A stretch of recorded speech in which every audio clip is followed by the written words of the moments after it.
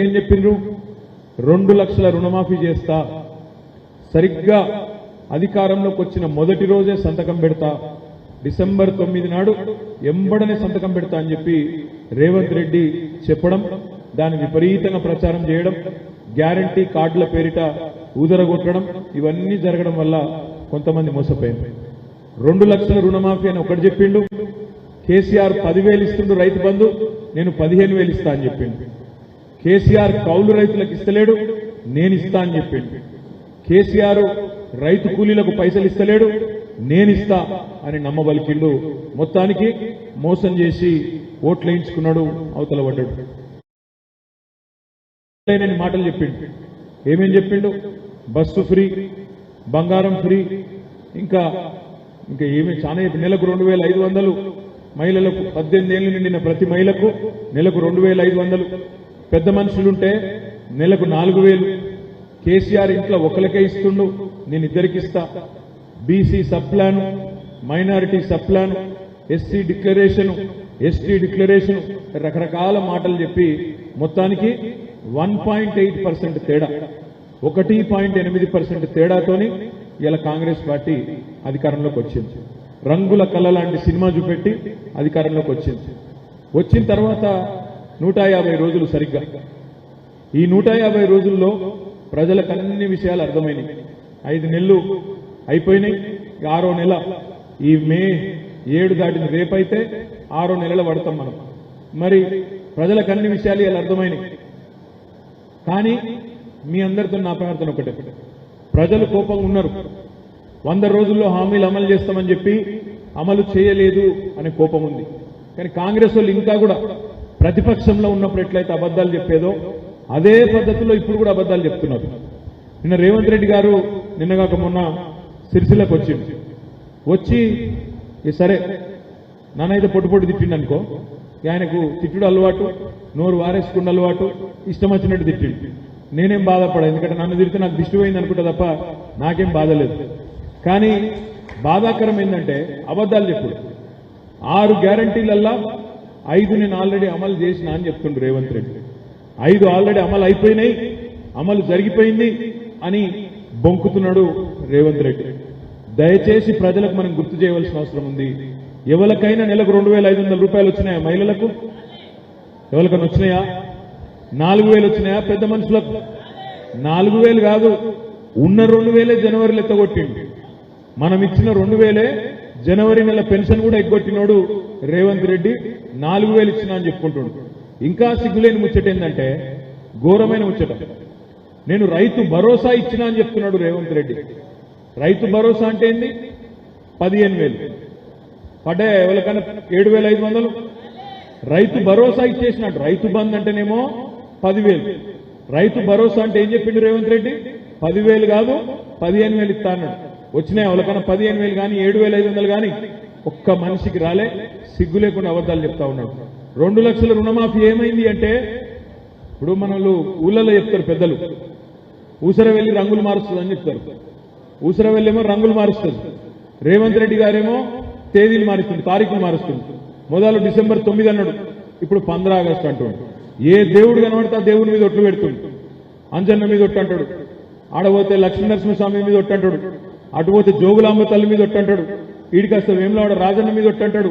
మొత్తానికి దేవుని మీద ఒట్లు, కేసీఆర్కు తిట్లు.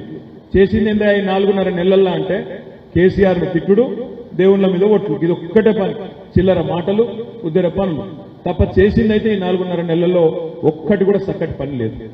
దయచేసి మీతో నేను కోరేది, మీ అందరికి కూడా నేను ఒక ప్రశ్న అడుగుతా, నిజాయితీగా సమాధానం చెప్పండి, నా కోసం కాదు. కేసీఆర్ ఉన్నప్పుడే బాగుండే అనుకునేటోళ్ళు ఒక్కసారి శైలావట్టు. అందరూ ఊళ్ళల్లో అభిప్రాయం ఇదేనా? పక్కానా? ఈ మాట పక్కా అయితే మీరు చెప్పింది వాస్తవం అయితే, ఈ మాట పక్కా అయితే నేను మీకు మంచి ఉపాయం చెప్తా. ఉపాయం ఏంటంటే, మీరు 10-12 ఎంపీ సీట్లు గెలిపిండ్రి, 6 నెలల లోపల తిరిగి రాష్ట్ర రాజకీయాన్ని కేసీఆర్ గారు శాసిస్తారు. 10-12 గెలిపింది చాలు మాకు. అంతకంటే మీరు ఎండలలో బయట తిరిగి బేదారు కాకుండ్రి, ఎవరితో పంచాయతీ పెట్టుకోకుండ్రి, ఎవరిని కొట్టకుండ్రి, తిట్టకుండ్రి. కేవలం 13 తారీఖు నాడు కారు గుర్తు మీద ఓటేసి కాంగ్రెస్ కు కర్రు కాల్చి వాత పెట్టుండ్రి. తప్పకుండా 10-12 ఎంపీలకి మనం గెలిస్తే బ్రహ్మాండంగా కేసీఆర్ గారు తిరిగి రాష్ట్ర రాజకీయాన్ని 6 నెలలనే శాసించే పరిస్థితి వస్తుంది. ఇది నేను చెప్పేది ఏదో ఊహాజనితమైన ముచ్చట కాదు, ఇది బరాబర్ జరిగి తీరుతుంది. మీరు యాద పెట్టుకోండి. ఈ మంచి ఉపాయం ఉండగా ఇక మనం గందరగోళ పడవలసిన అవసరం లేదు. ఇదివరకేమో ఎప్పుడు తంగలపల్లి టాప్ ఉంటుండే. నాకు మెజారిటీ విషయంలో 5 ఎలక్షన్లలో 4 ఎలక్షన్లలో తంగలపల్లి టాప్. ఈ ఒక్కసారి మాత్రం కొద్దిగా ఏమైందో నా మీద కోపం వచ్చినట్టుంది మీకు. మరి ఎందుకు వచ్చిందో నాకు తెలియదు. నేనేమైనా తప్పు చేస్తే దయచేసి మనసులోకి వెళ్ళి తీసేయండి.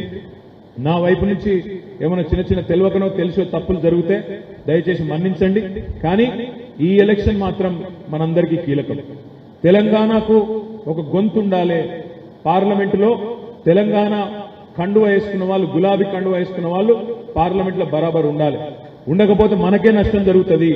ఎట్లా నష్టం జరుగుతుందో కూడా నేను చెప్తా. ఒక 4 పాయింట్లు చెప్తా, దయచేసి మనసుకి ఎక్కించుకోండి.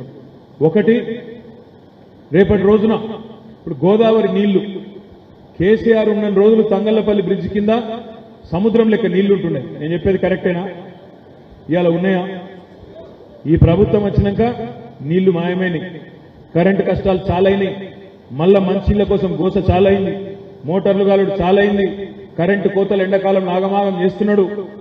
బోనస్ కాదు, కొత్తగా 500 బోనస్ ఇచ్చుడేమో ఉత్తముచ్చట్నే. ఉన్న ఆఖరికి ఇవాళ గింజలు కూడా కొనని దుస్థితి వచ్చిన మాట వాస్తవమా కాదా?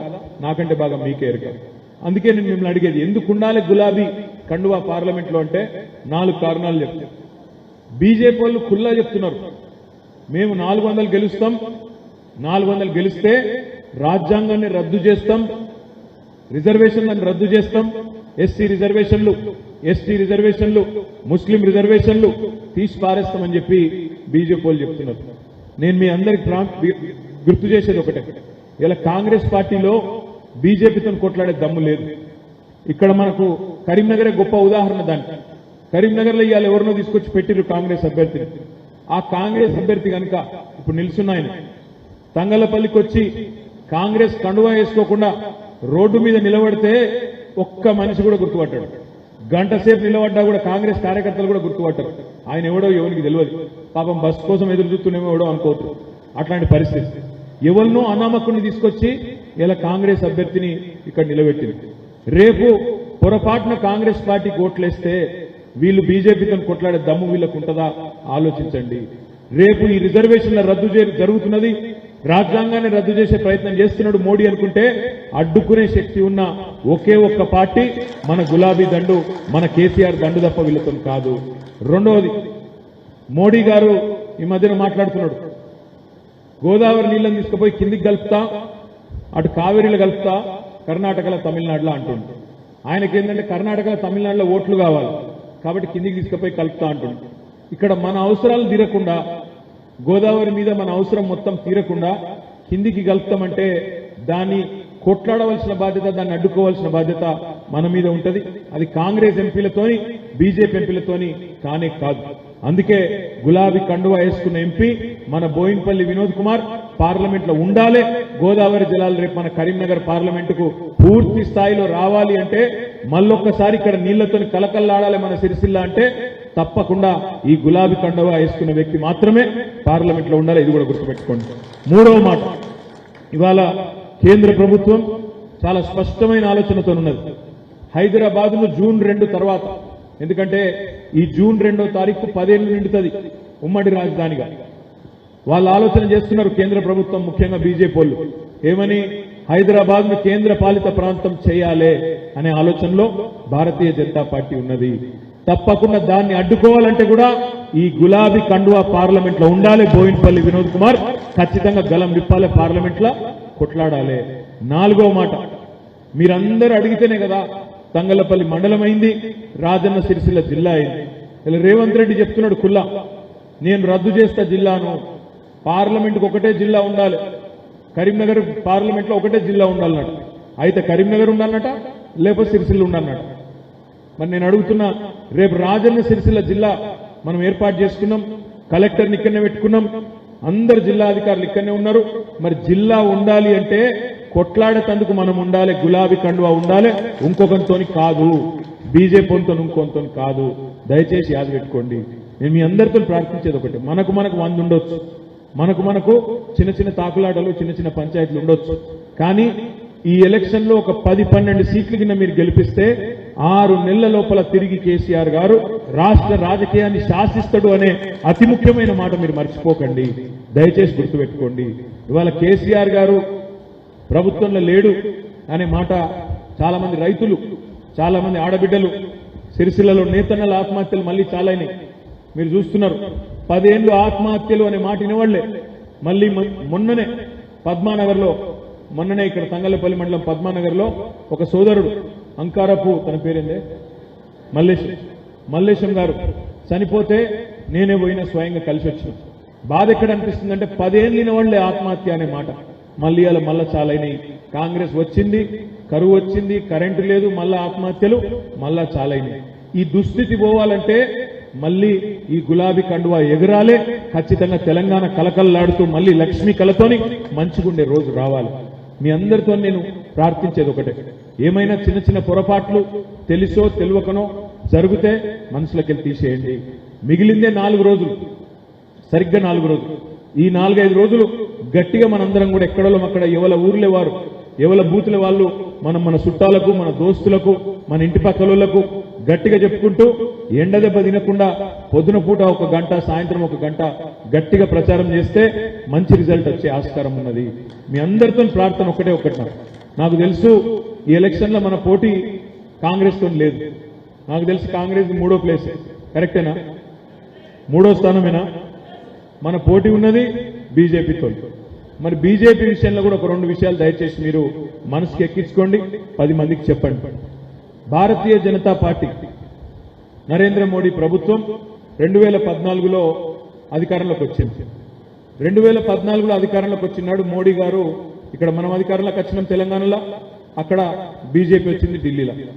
ఇవాళ నన్ను ఎవరైనా అడిగిర్రనుకో, మీ వినోద్ కుమార్కు మీ పార్టీకి ఎందుకు ఓటేయాలనే, నువ్వేం చేసినావు అసలు సిరిసిల్లకు అని నన్ను ఎవరైనా అడిగితే, నేను ఒక బండి ఎక్కి బండి మీద కూర్చోబెట్టుకొని గంట చెప్పి చూపెడతాను. గంట సేపు అన్ని చూపెడితే ఏమేం పనులు చేసినాము.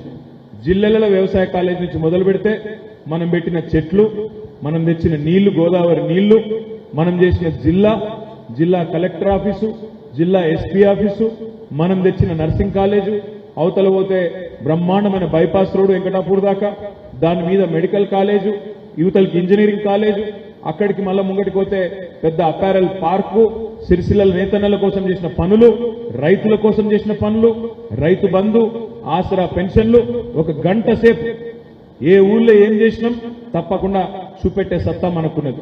ఏ ఊరికి పోయినా మనం పోసిన సీసీ రోడ్లున్నాయి, మనం కట్టిన కమ్యూనిటీ హాల్లున్నాయి, మనం కట్టిన కేసీఆర్ ప్రగతి ప్రాంగణాలున్నాయి. 1-2 కాదు, బ్రహ్మాండంగా గంటన్నర సేపు మొత్తం తిరిగి ఎన్ని శిలాఫలకాలు కావాలంటే అన్ని శిలాఫలకాలు, ఇవన్నీ మేము చేసిన పనులు అని చూపెట్టి గిందు కోసం నాకు ఓటేయాలి అని అడిగే సత్తా మనకుంది. మంచినీళ్లు, సాగునీళ్లు, మంచిగైన కరెంటు, 1 కాదు, మంచిగైన నేతన్నల బతుకులు, రైతుల బతుకులు, ఇవన్నీ చూపెట్టి గిందికేయాలి ఓటని అడగాలి. కానీ బీజేపీ వాళ్ళని నేను అడుగుతున్నా, నేను మీతో వస్తా, బండి సంజయ్ వస్తాడా, కిషన్ రెడ్డి వస్తాడా, రండి, నీకెందుకు ఓటేయాలని ఒక కారణం చూపెట్టు. కరీంనగర్ పార్లమెంట్లో బీజేపీకి ఓటేసేందుకు నువ్వు చేసిన ఒక్క పని, ఏదన్నా ఒక బుడ్డ పని, ఈ కాలేజ్ కట్టినా, ఈ స్కూల్ కట్టినా, ఈ హాస్పిటల్ కట్టినా, ఈ పరిశ్రమ తెచ్చినా, ఈ మంచి పని చేసినా, నీళ్లు తెచ్చినా ఒక్కటి చూపెడతావా? ఏదన్నా ఒక్క పైసా పని. వాళ్ళు చెప్పేది ఒకటి, ఏం చెప్తారు? మేము గుడి కట్టినాం, మాకు ఓటేయండి. రామ మందిరం కట్టినాం, మాకు ఓటేయండి.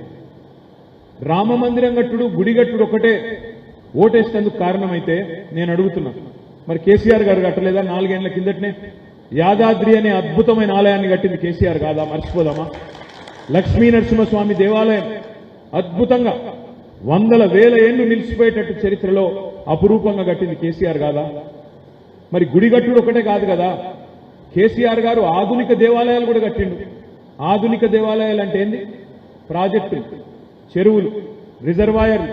ఇవాళ బ్రహ్మాండంగా మెట్ట ప్రాంతమైన సిరిసిల్లలో ఒక సముద్రాన్ని తీసుకొచ్చి గోదావరి నీళ్లతో దాన్ని నింపింది మన నాయకుడు కేసీఆర్ కాదా? ఉత్తగనే కాదు, మరి ప్రతి రిజర్వాయర్ కు పేరు మళ్ళా దేవుని పేరే పెట్టిండు కేసీఆర్. ఇక్కడ వేములవాడ రాజన్న పేరు పెట్టిండు, రాజరాజేశ్వర స్వామి పేరు రాజరాజేశ్వర సాగరం కట్టిండు.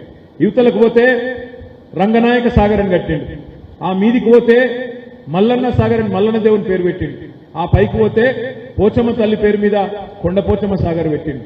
కిందికి పోతే Saraswati barrage, Lakshmi barrage, Parvati barrage, మొత్తం దేవుళ్ళ పేర్ల మీదే కదా ఆధునిక దేవాలయాలు కట్టింది కేసీఆర్ గారు. ఒక్క గుడి కట్టినందుకే నీకు ఓటేయాలంటే మరి గిన్ని గుళ్ళు కట్టిన కేసీఆర్ గారికి మనం ఆలోచన చేయొద్దా? ఆయనను సమర్థించాల్సిన అవసరం లేదా? అది మాత్రమే కాదు, ఇవాళ భారతీయ జనతా పార్టీ నాయకులను మనం అడగాలి. అన్నా మేము ఇక్కడ ఊళ్ళల్లో పనిచేసినాం, గల్లీలో పనిచేసినాం, ఢిల్లీ దాకా కొట్లాడినాం, తెలంగాణ తెచ్చిందే మా పార్టీ. మీరు చేసిన ఒక్క పని చెప్పురి తెలంగాణకు అని అడుగురి. ఒక కాలేజ్ ఇయ్యలే, ఒక్క స్కూల్ ఇయ్యలే, మీదికెళ్ళి ఇదివరకు ఇచ్చిన ఒక్క మాట నిలబెట్టుకోలే. ఆనాడు మోడీ గారు 14లో ఏమన్నాడు? నల్లధనం వాపస్ తెస్తా, ప్రతి మనిషికి ప్రతి కుటుంబానికి 15 లక్షలు ఇస్తా అన్నాడు. అయ్యిందా? ఎవరికైనా వచ్చినాయా? తంగలపల్లి వచ్చినాయా? నాకు డౌట్ వస్తుంది మీ సైలెన్స్ చూస్తుంటే. మీకు సీక్రెట్ గా పంపిణేమో మోడీ గారు అనుకుంటున్నాను. 15 లక్షలు రాలే. రైతుల ఆదాయం డబల్ చేస్తా అన్నాడు మోడీ. నాకు అవకాశం ఇయ్యండి, ప్రధానమంత్రి చేయండి, రైతుల ఆదాయం డబల్ చేస్తా అన్నాడు. దేశంలో ఒక్క రైతును చూపెడతావా నాకు? ఒక్క రైతు, 100 వద్దు 200 వద్దు, ఒక్క రైతును చూపెట్టు. డబల్ అయిన ఆదాయం, డబల్ అయిన రైతు ఒక్కరిని చూపెట్టు. ఒక్కరు కూడా లేరు. ప్రతి మనిషికి ఇల్లు కట్టిస్తా అన్నాడు నరేంద్ర మోడీ. బుల్లెట్ రైళ్ల నురికిస్తా అన్నాడు. భారతదేశానికి 5 ట్రిలియన్ ఎకానమీ చేస్తా, అమెరికా కూడా వచ్చి లైన్ కట్టాలి మన కాడ అని నరికిండు. ఇళ్ళకెళ్ళి ఒక్కటన్నా అయిందా? మరి ఎందుకు వేయాలి ఓటు? ఇవాళ కేసీఆర్ గారు గిన్ని పనులు చేసిండు. గోదావరి నీళ్లు తెచ్చిండు, తాగునీరు తెచ్చిండు, రాజన్న సిరిసిల్లను జిల్లా చేసిండు, తంగలపల్లిని మండలం చేసిండు, ఊరూరికి పనులు చేసిండు, మన కాడ మెడికల్ కాలేజ్ పెట్టిండు, మన దగ్గరనే ఇంజనీరింగ్ కాలేజ్ పెట్టిండు, మన దగ్గరనే నర్సింగ్ కాలేజ్ తెచ్చిండు, మీ జిల్లాలలో వ్యవసాయ కాలేజ్ పెట్టిండు, సర్దాపూర్ లో పాలిటెక్నిక్ కాలేజ్ పెట్టిండు, వ్యవసాయ పాలిటెక్నిక్ కాలేజ్ పెట్టిండు. గిన్ని పనులు చేసిన కేసీఆర్ కోటేసేందుకేమో మనం అన్ని కోసరాలే చిన్న చిన్నవి చూడాలి. ఒక్క పని చేయని నరేంద్ర మోడీకి మాత్రం జై శ్రీరామ్ గుద్దుండ్రి. గిట్లనేనా మరి? నాయకుడు అనేటోడు 10 ఏళ్లు ప్రధానమంత్రిగా పనిచేసినాక ఆలోచించొద్దా? చెప్పొద్దా? ఎందుకు చేయాలి, నాకు ఎందుకు వేయాలి ఓటు అని అడగాలి కదా. నేను ఈ పని చేసినా, ఈ పని చేసినా, ఇది చేస్తా, రేపు మళ్ళా ఓటేస్తాను చెప్పాలనా? చేసిందేమీ లేదు. ఇంకొక మాట కూడా దయచేసి జాగ్రత్తగా వినండి, 10 మందికి చెప్పండి. నరేంద్ర మోడీ చేసిన అతిపెద్ద మోసం భారతదేశానికి ఏంది అంటే, ఆయన చేసిన అతిపెద్ద మోసం, నేను ధరలు తగ్గిస్తా అన్నాడు. ధరలు తగ్గిస్తా అన్నాడు. ధరలు తగ్గించిండా? పెరిగినాయా? పప్పు, ఉప్పు, నూనె, చింతపండు ప్రతిదాని ధర పెరిగిన మాట వాస్తవం కాదా? ఇలా నిత్యావసర వస్తువులు, కూరగాయలు అన్నిటి ధరలు పెరగలేదా?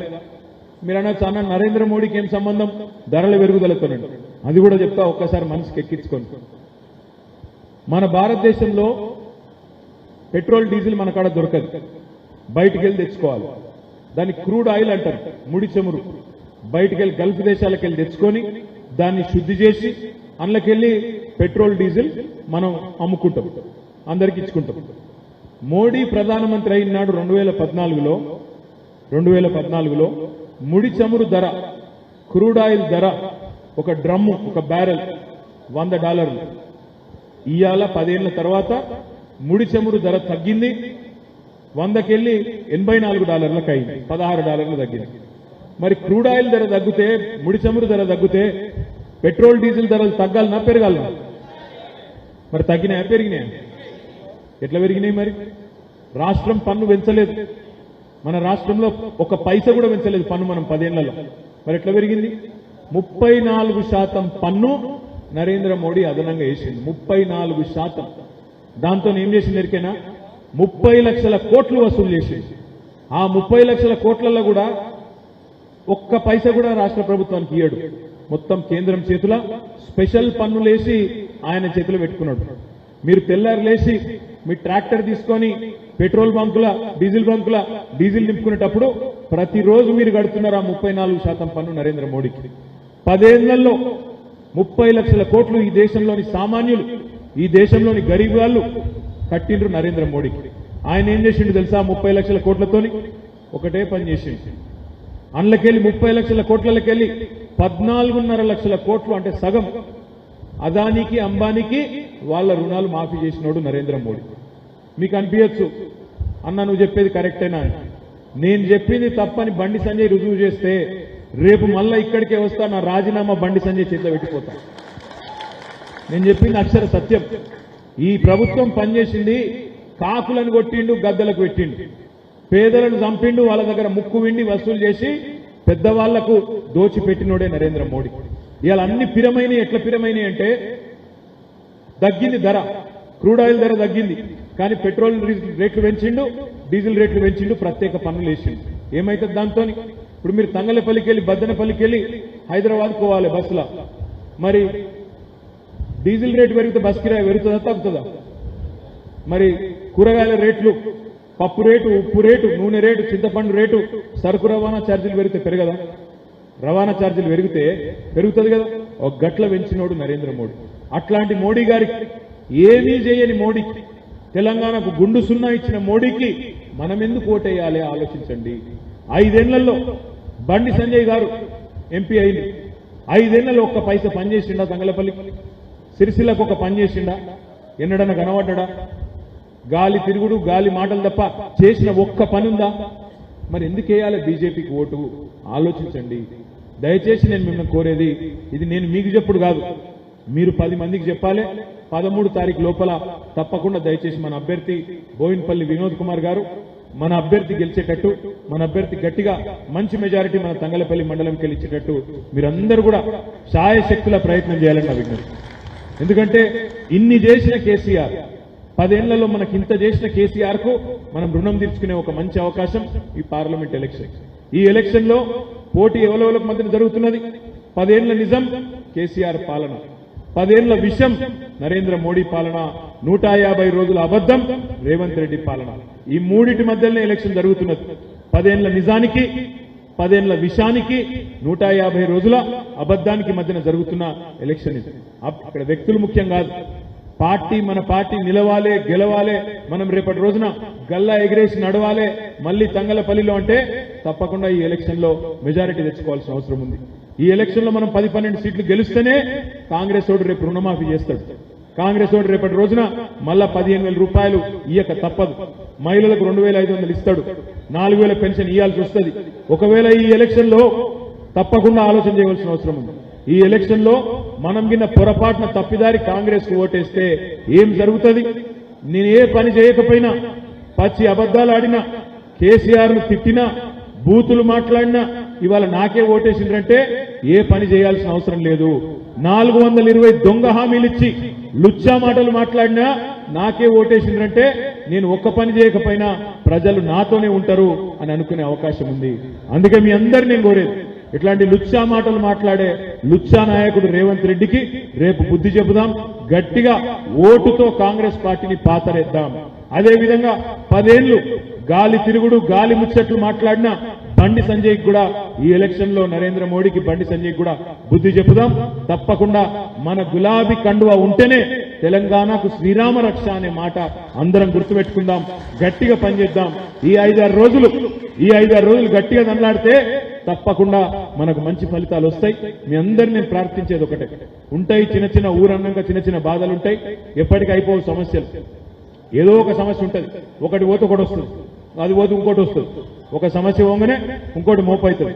నేను మిమ్మల్ని ప్రార్థించేది ఒకటే, మనం ఇప్పుడు మన ఊళ్ళో చిన్న చిన్న పంచాయతీలున్నా, ఒక ఫలానా ఆయన పెత్తనం ఉంది, నాకు పెత్తనం ఇస్తలేరన్న బాధ ఉన్నా, లేదా ఫలానా పని నేను అడిగినా అది కాలేదన్న బాధ ఉన్నా, ఈ నిమిషానికి తాత్కాలికంగా వాటిని అదింపెట్టుకునైనా సరే మనం గట్టిగా కష్టపడితే ఒక 10-12 ఎంపీ సీట్లు కొడితే తప్పకుండా 6 నెలల లోపలనే తిరిగి కేసీఆర్ గారు రాష్ట్ర రాజకీయాన్ని శాసించే పరిస్థితి వస్తుంది. అందుకే మిమ్మల్ని ప్రార్థించేది 13 తారీఖు నాడు మీరందరూ కూడా మనస్ఫూర్తిగా 10 మందికి చెప్పండి. చెప్పడమే కాకుండా దయచేసి బయటికి రండి. బయటికి వచ్చి మీ కుటుంబ సభ్యులు, ఇంకోటి చాలా మంది ఎట్లున్నారంటే ఎండ బాగున్నది మరి ఎట్లా, పొద్దునే రండి బయటికి, 7కి వెళ్ళి 10 లోపల ఓటింగ్ కంప్లీట్ చేసుకోండి. మళ్ళా సాయంత్రం 6 దాకా ఉన్నది, 4 నుంచి 6 ఉన్నది. పొద్దున్న 7 నుంచి 10 లోపలనే 50-60% ఓటింగ్ కంప్లీట్ చేసుకోండి. మిగిలిపోయిన వాళ్ళు సాయంత్రం 4 నుంచి 6 మధ్యలో కంప్లీట్ చేసుకోండి. అట్లయితే ఎండ దెబ్బ కూడా తాకకుండా సిస్టమేటిక్ గా జరుగుతుంది. దయచేసి మిమ్మల్ని అందరినీ కోరేది ఈ 5 రోజులు గట్టిగా పనిచేద్దాం. సార్ కేసీఆర్ గారు 10 తారీఖు నాడు సిరిసిల్లకు వస్తున్నాడు. సాయంత్రం 4:30 గంటలకు, సాయంత్రం 4:30-5 గొట్టంగా మనకు సిరిసిల్లలో నేతన్న చౌక్ లో రోడ్ షో ఉంటది. దయచేసి తంగలపల్లి మండలం నుంచి ఈసారి తప్పకుండా నేనైతే రిక్వెస్ట్ చేస్తున్నా, ఒక 15,000కు తగ్గకుండా మన వాళ్ళందరూ కదిలి రావాలి. పెద్ద ఎత్తున తంగలపల్లి దమ్ము చూపాలి. మీరు మొత్తం నా నియోజకవర్గంలోనే అతిపెద్ద మండలం తంగలపల్లి. మరి అతిపెద్ద సంఖ్యలో కదిలి రావాల్సింది మీరే. రేపు బ్రహ్మాండమైన బంపర్ మెజారిటీ మన అభ్యర్థి వినోదన్నకి ఇవ్వవలసింది మీరే. దయచేసి మీ అందరినీ కూడా ప్రార్థిస్తా ఉన్నా, చిన్న చిన్న పంచాయతీలు ఏమైనా ఉంటే పక్కన పెడదాం. మే 13 నాడు మన అభ్యర్థిని గెలిపించుకుందాం. మే 10 నాడు మన నాయకుడు కేసీఆర్ గారు వస్తున్న రోడ్ షోను కూడా బ్రహ్మాండంగా విజయవంతం చేసుకుందామని చెప్పి మీకు విజ్ఞప్తి చేస్తూ, మరి ఎండలో కూడా ఇంత పెద్ద ఎత్తున వచ్చిర్రు మీరందరూ. భోజనాలు పెట్టిన వాళ్ళేదా? మరి రాజన్న భోజనం ఇంతజాం చేసిందట. కాబట్టి రాజన్నకు కూడా ధన్యవాదాలు. పేరు పేరున మీకు నమస్కారాలు. నాకు ముస్తాబాద్ పోయేది ఉన్నది, అక్కడ కూడా మీటింగ్ ఉన్నది. కాబట్టి నాకు పోయేందుకు అనుమతి ఇవ్వాలని చెప్పి కూడా కోరుతూ, జై తెలంగాణ. కారు గుర్తుకే, జర గట్టిగా ఇప్పుడు కారు గుర్తుకే. Thank you. ఇందిరమ్మ కాలనీకి చెందిన పార్క్ నుంచి ఒక 10 మంది, భాగ్యలక్ష్మి, వేముల కిషన్, శ్రీమతి శ్రావణ్,